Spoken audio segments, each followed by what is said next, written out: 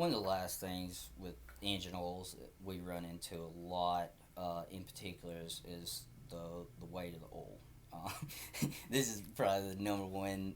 I won't say battle, but the number one thing that I run into on every occasion is going from a 1540 to a 1030. A lot of people are one or two things. They either think they can dump anything in there and it's going to be all right, or secondly, they're so scared to go from a 1540 to a 1030, they think the thicker the oil, the better.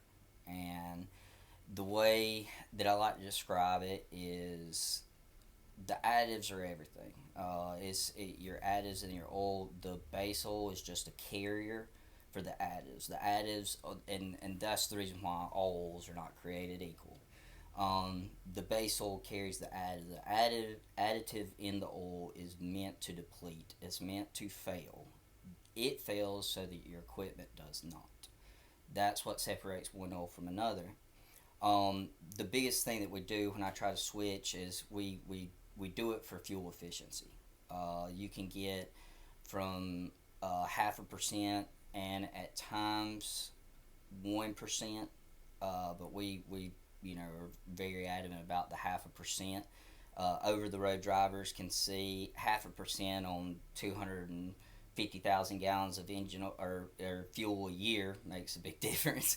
So it's a big thing. But what we do is we start out, we stay with 1540 for a while. We pull oil samples and then we track the data over a period of time. The biggest things that you run into going from a 1540 to a 1030 is fuel dilution. Uh, if you have 10% fuel dilution, it changes the SAE 10%. So that would mean that it goes from a 1540 to a 30.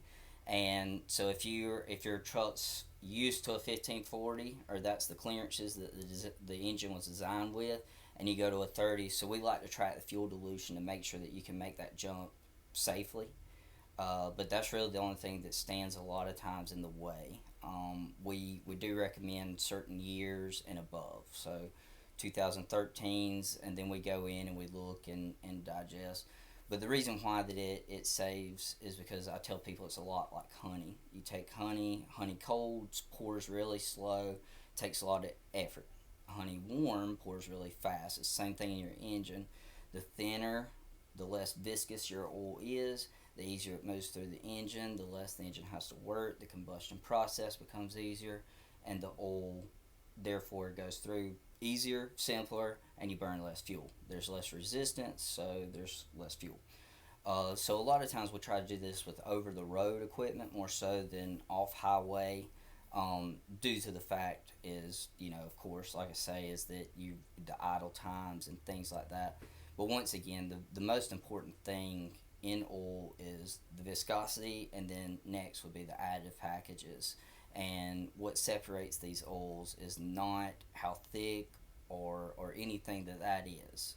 I hear a lot of people all the time say, "Can't believe my car is using a 520 or a 020 now," but it's the additive package, and that's what separates a higher quality oil from a lower quality oil.